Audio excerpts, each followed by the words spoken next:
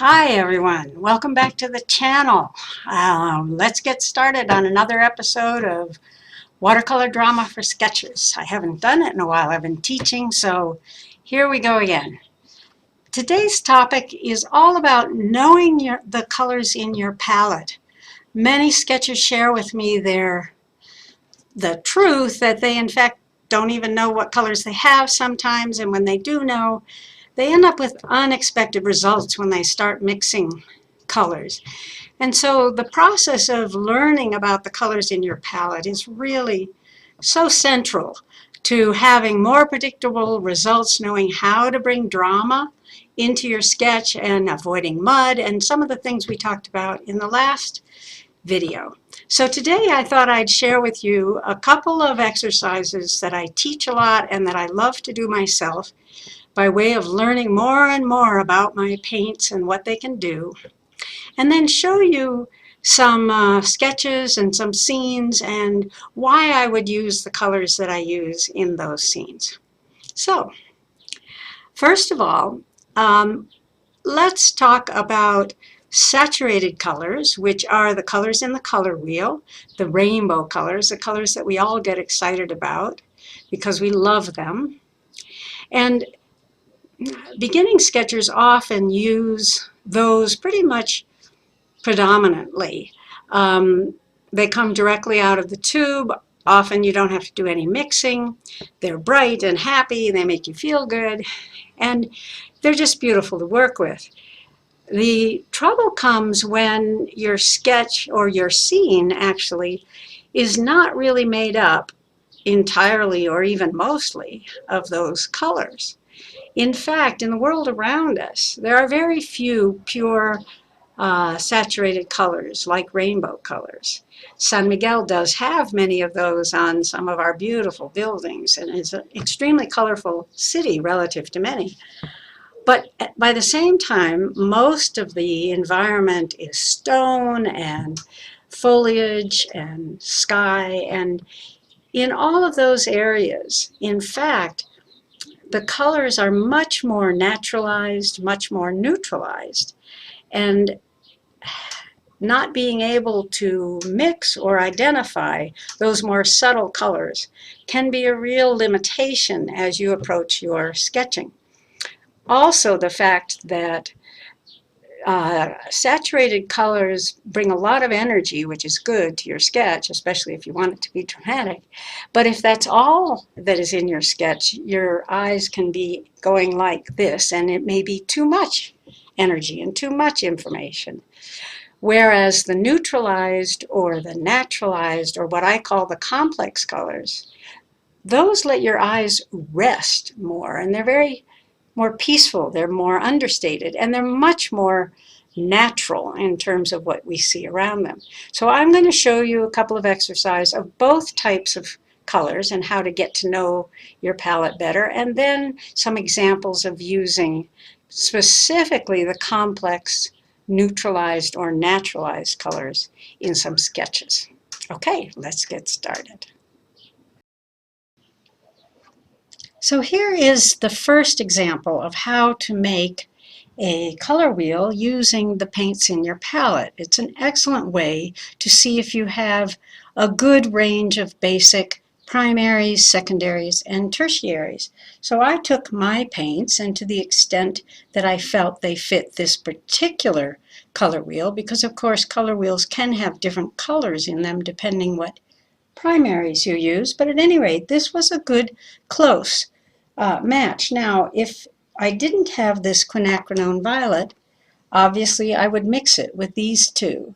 So you may not have all colors that match, or if I didn't have, let's say, this yellow-green, this is an undersea green, which is similar, but if I didn't have it, easily I would mix it with those two. So that's one way to better understand the relationship between the paints that you have in your palette.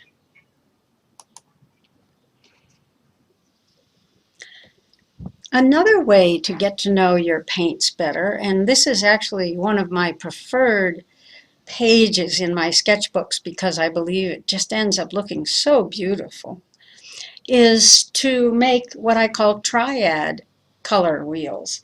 They are made by choosing a yellow, red, and blue, your primaries, putting them on the 12 o'clock, 4 o'clock, and 8 o'clock positions in this wheel, and then mixing the secondary and tertiary that fall in between.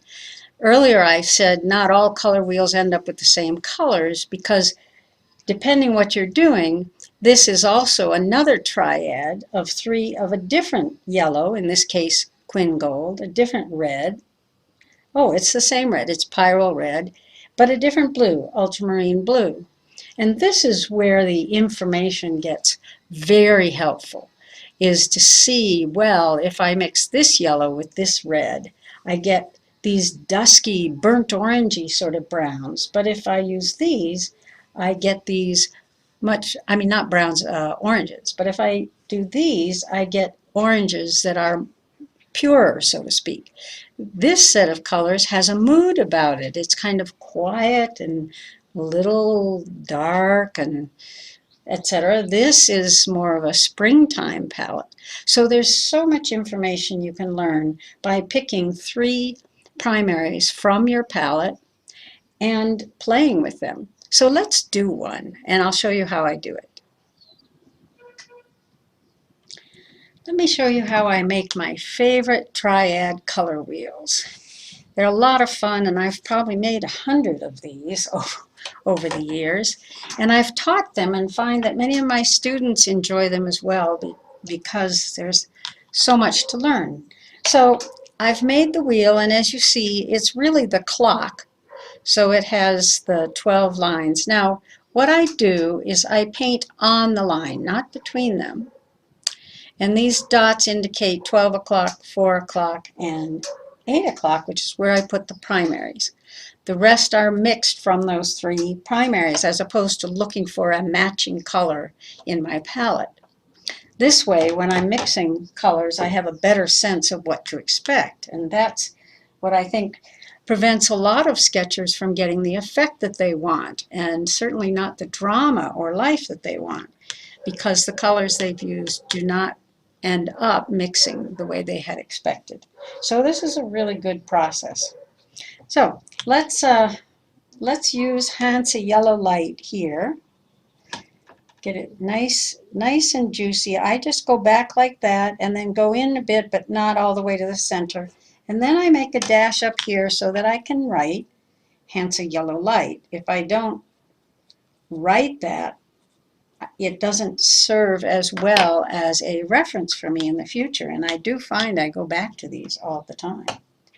So for the red, I think I'll do a quin rose. Let me turn it a bit. And I'll put the quin rose on the 4 o'clock. And you see that I'm trying to get a pretty saturated version and do it in one stroke, not dabbing and fussing. Okay. Oh, and then I need to put that up here, of course, and need to write quin rose.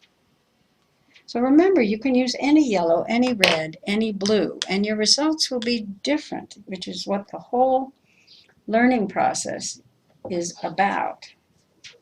Also, make sure your paints are clean and not contaminated. That'll help. Okay, here's the ultramarine blue. So let me put that. So now I know what three colors I'm using. And anytime I want to accomplish these secondary or tertiaries, I'll know how I got there. Okay, so I mix all the colors on the paper, not on the palette. You see my palette's clean, pretty clean. I use it for certain purposes, but I'm really biased in my mind toward mixing on the paper. I find they're brighter and you don't overmix. Now this particular mixing, we're going to try to mix fairly evenly, but in a wash, I won't try to make the two colors even. We've done that in prior videos. Okay, so I put the yellow down, and then because this is going to be basically a yellow-orange, I'm going to put very little of the quin rose to get as light a version, and I can even, since it's wet, go back in and add a little more yellow. See if I can get it to be more like a yellow-orange. There, that's good. Then I'll do this again. Put my yellow down. Make sure it's fully pigmented. My yellow's really wet today, so make sure it's fully pigmented. Now this is the secondary, so it's a true orange, so to speak, or as close as you'll get with these colors. So you use a little bit more of the Quin Rose than you did on the first one, because that's more of a goldy yellow. And getting the proportions right is obviously what this is all about as well. Through time, you get a little bit better. Now in this case, I want a lot more of the Quin Rose. I'm going to try to get a red orange, or the equivalent of the tertiary of a red orange. There we go. Now if I feel that needs a little bit more of this Quin Rose, I can add it while it's nice and wet and see if I can get there a better differentiation. All right, and so then I just do the same for the rest. So I'll take the Quin Rose, get rid of the cat hair,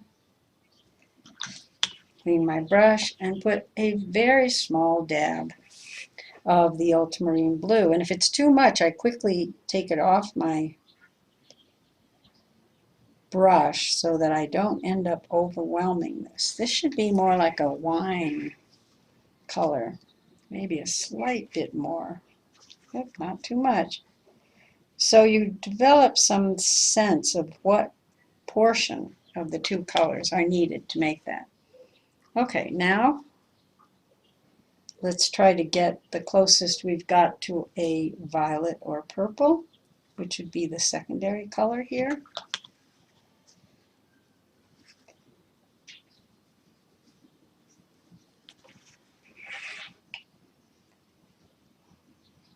As I say, you can play with it a bit, but it is still a very light touch. That's nice. Okay, and then the last one, you could either start with the blue or start with the red. In this case, here, when you're close to the lighter color, I would always start with the lighter color because the darker one can overwhelm it. Okay, let's see what we get here. We want a lot more blue.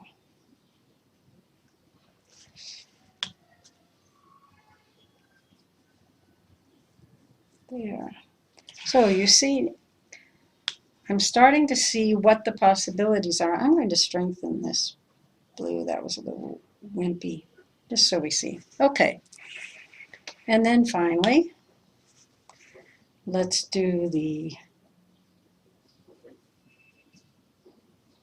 getting toward the green. So we want, let's see, in this case, we want just a dab of yellow. It should actually end up sort of like a phthalo blue type thing. That's not bad. Maybe a little bit more yellow.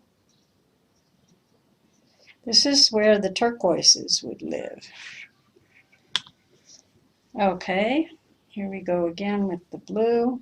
And this is going to be the basic green that you get between ultramarine and Hansa yellow light. So let's see what we get. Ah, there we go. And if you notice, I'm not dabbing. I am using flowing brush strokes, just so you gently mix the two colors on the paper. Now on this last one, I will start with the yellow because the blue would pretty much overwhelm it no matter what I did. And see if we can get a proper yellow-green. So a very small dab of blue will do it. It doesn't take much, so even learning that is important. Okay, there you go. And that's how I do it. Now I have a very good sense of how these two colors interact, how these two interact, and how these two interact.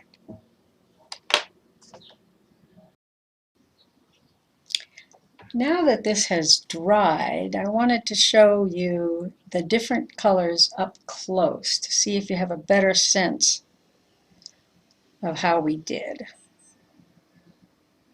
Okay.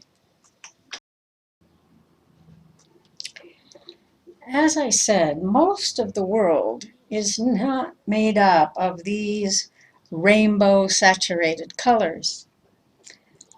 What you find when you look around is instead what we call neutralized colors or naturalized colors or complex colors. And they don't appear on this kind of color wheel. So understanding, since most of the colors around us are of this type, you will want to be able to make them whenever needed. So we're going to make some neutrals, neutralized colors, complex colors, whatever you want to call them. And let me show you why they're so different from the color wheel. On the color wheel, we mixed what are called analogous colors, next door neighbor colors, to get the secondary or the tertiary. In neutrals and complex colors, instead, we're going to mix complementary colors. So you mix the colors that are farthest away instead of close. And they tend to neutralize each other or naturalize each other. And the typical ones that people often talk about are red and green. You know, these are the primary ones: red and green, yellow and purple, and blue and orange. But as you see, all of these secondaries and tertiaries have their own complementary. So this red-orange has more of a phthalo green or a turquoise as its complementary, excuse me. So the possibilities are endless. And let me show you how I mix these. I will pick two complementary colors, and for today, let's just do a couple. This is transparent pyrrole orange, and in this case, I will use my palette because I want to show you what I'm doing. So I'll put a little pool of pure pigmented, nice and juicy pyrrole orange there. And then since the complement is blue, I'm going to put ultramarine blue over here. And I will put a puddle of ultramarine blue on my palette. So what we have been usually taught is that if you mix complementary colors, you get gray, and it's gray or brown. And that's often the only context in which people discuss complementaries. I would like to suggest that, in fact, there's a wealth of colors that you get. So I will take a little orange and just touch the edge of the blue and put a dash. And then I'll do maybe a little more. I'm not trying to go from orange to blue or anything like that. I'm just trying to see what are all the different colors we can get. So let's make one that's bluer here. So we got some browns, got some oranges. It's just a dab, just a dab. There, that's a beautiful color. That's a nice one. How about if we can load back up if need be. Get some of the darker ones. That's a lovely color. Or even load back up on the orange and the blue and get some really darker versions. Look at these. They're gorgeous. Okay, so if you look at all of those, I would suggest that there's a lot more happening between complementary colors than mixing grays. In fact, one of the things I like to do, and I'll show you in a bit, is doing an entire sketch just using two complementaries, because so much of our environment is in fact made up of these complex colors, that you can do that. It's a limited palette that can work really well. Okay, I'm going to use Quin Rose, so I need a red, and the opposite of red is green. So I think I'll pick my jadeite here. I didn't water it. I didn't wet it yet, so it's a little dry. I can really get it. You want a really nice, juicy batch. Okay, so here's my jadeite, one of my favorite colors. And here's my Quin Rose, also a favorite color. Looks like I already got a little contamination in there.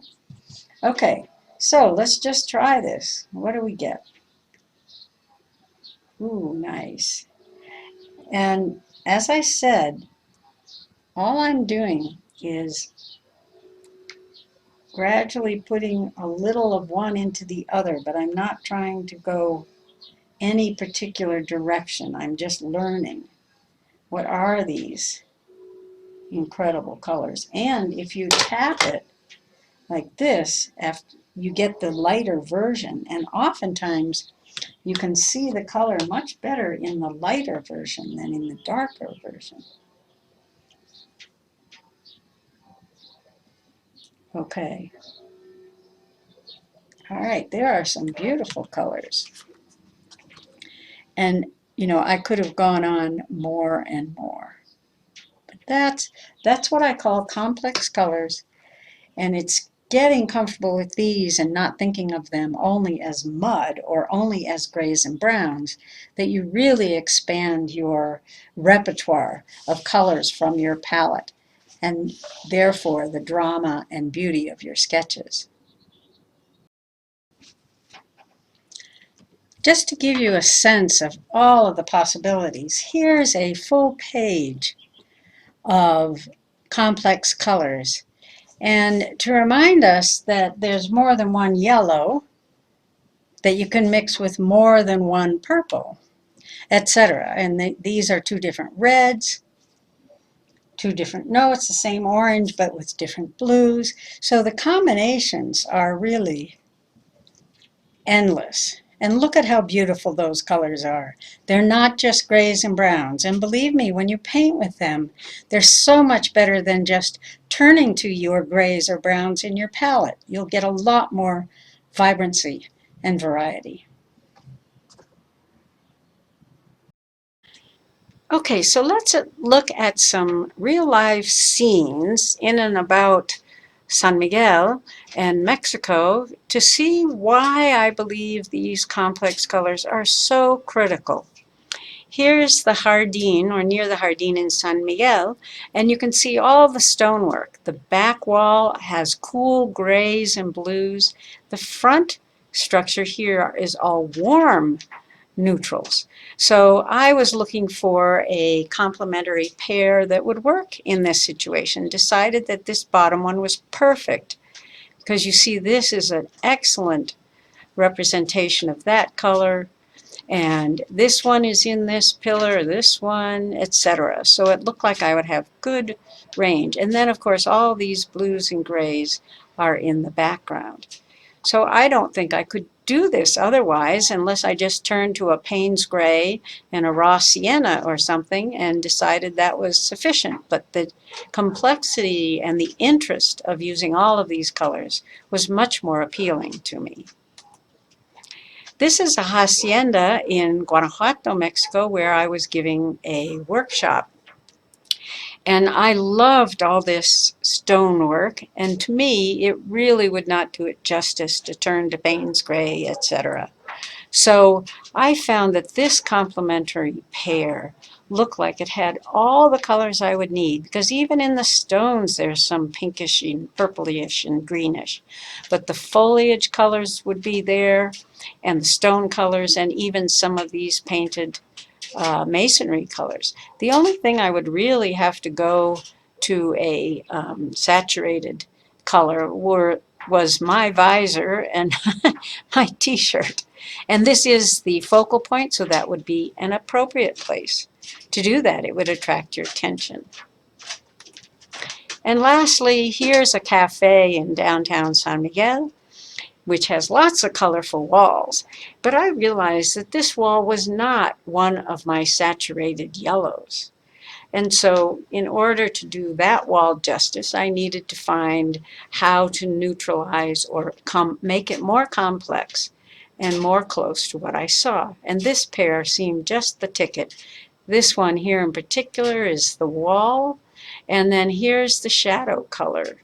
And then the stonework also was not gray. It's sort of this browny purpley color, and then it moves into some others, and I felt those colors were here as well. So this was a good pair. And then of course I would turn to my saturated rainbow colors to do the focal point in here.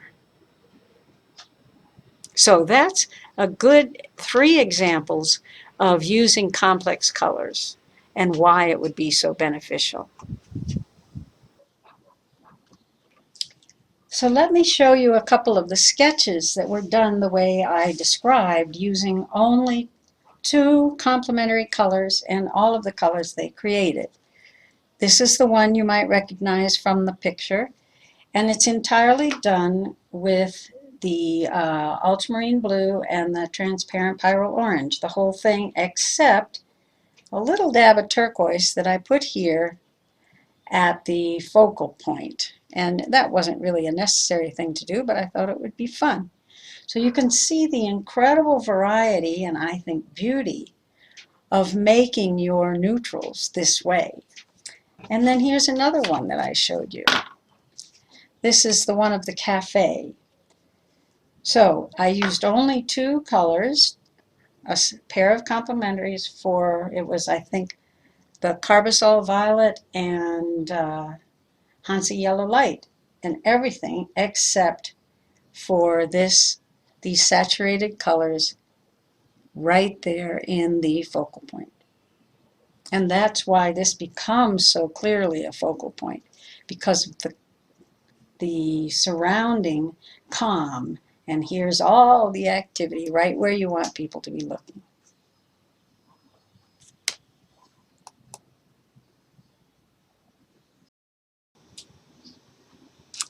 Okay, I hope you found those different ideas, exercises, and examples helpful.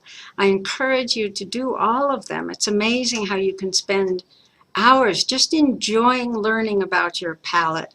And then as you go to do a scene, look at it carefully in terms of what colors are really there, and work on finding the subtle differences and bringing them to your sketch. That will bring a great deal more of life and beauty and drama to your sketch. Okay, happy coloring. Bye-bye.